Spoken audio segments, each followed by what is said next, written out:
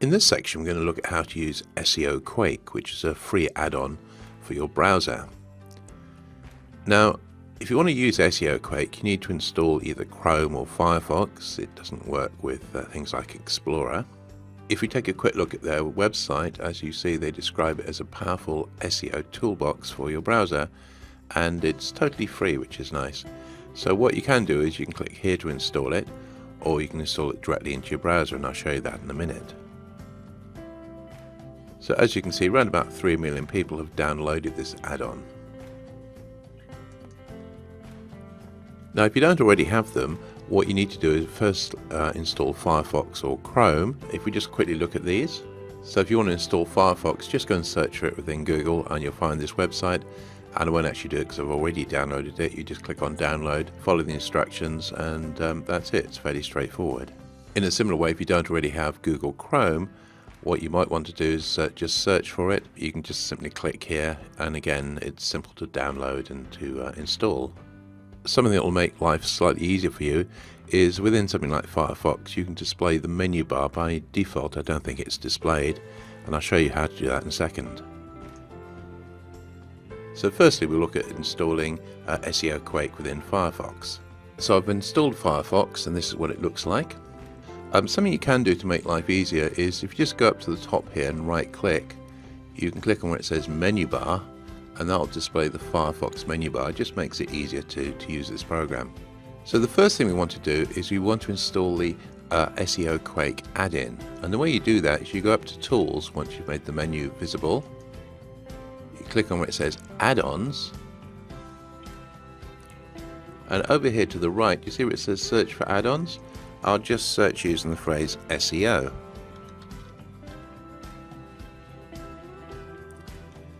And as you can see, there are numerous different SEO add-ons you can install. There's loads of them.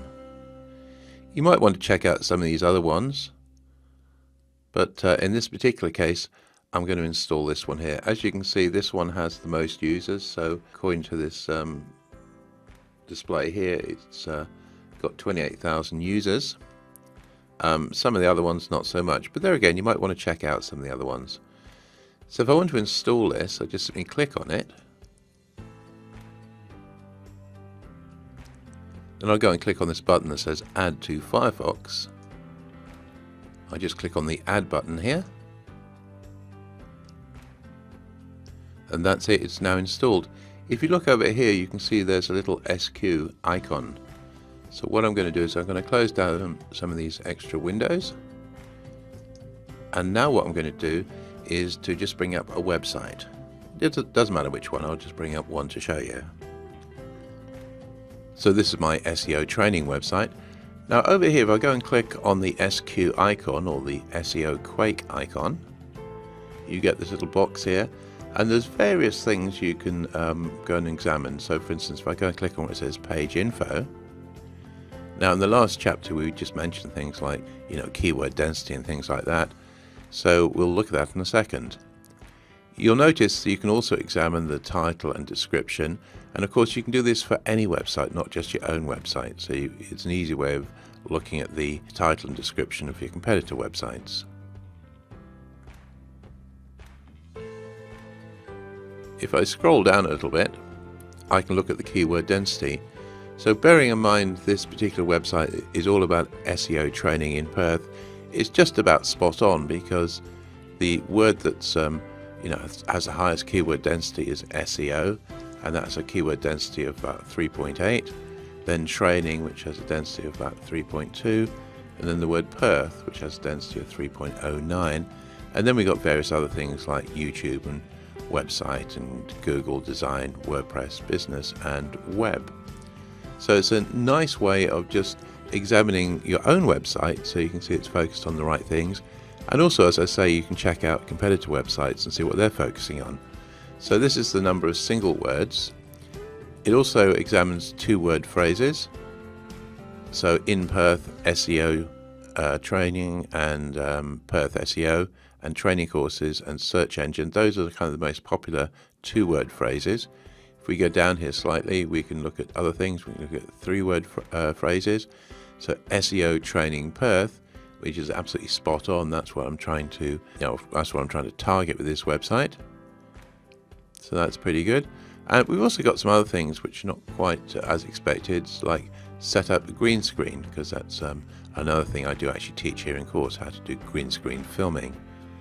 Google My Business, which is important for local SEO, that turns up as well. And of course search engine optimization, that turns up with 3 repeats and has a density of 0.96. Then finally we've got some 4-word phrases. Those are not quite so interesting, but you can examine what's there and change it if necessary.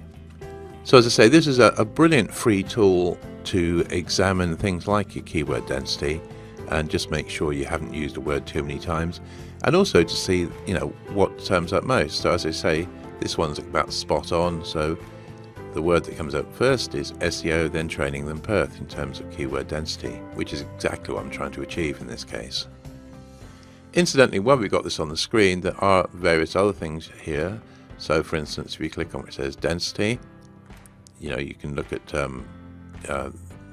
further examples of keyword density there. I'll just let you play with that one later. There's also a nice little thing called diagnose, which we'll see more of later. But this is a kind of a very simple, fairly unsophisticated page SEO audit, and it just lets you look again at either your website or, more importantly, your competitor's website. So you can sort of look at what's going on, what's the URL, has something called a conical tag being set, more on that later. You can check out the title and the description and see exactly how long they are and what's contained within them.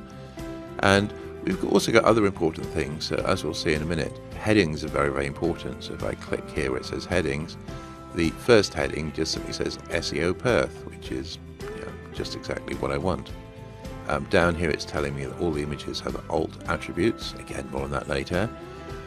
It is saying that I don't have enough text, which is basically the sort of thing you see on most websites. It is very important to have as much text as possible.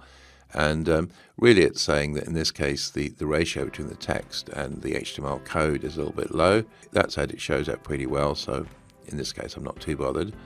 If we come down here, it's telling us various other things, like it hasn't got frames and flash. That's a good thing, because you don't want frames and flash these days. It's also telling us we've got some other things, like for instance we've got something called schema. Again, more on that later, but schema is good for SEO, and as is Open Graph and Twitter cards. So again, more on those later. In this particular case, I haven't actually optimized it for something called AMP, which is short for Accelerated Mobile Pages. Again, more on that later. But it has been optimized for mobiles because it has what's called a meta viewpoint set. Again, don't be too concerned about this, exactly what they are at the moment. The point is, you can use this nice little free tool to go and analyze your competitors, check out their headings, their title, and all the other bits and bobs. And if you come down here, there's more bits and pieces. So on your own website, you can tell whether a robot's text file has been set up, an XML sitemap, whether the language has been specified, and the doc type, and the encoding, and also whether you have a fave icon. As I say, don't get too bogged down in exactly what these things mean at the moment. It will be explained in due course on the rest of the course. But the point I'm trying to make here is this is a very simple way of doing a quick audit, in this case on the home page. And of course you can use it on every single page. So at the moment it's showing the home page. If I displayed another page and then clicked on the SEOquake icon over to the right, that would show me details for that page, and also page information which has things like keyword density and such like.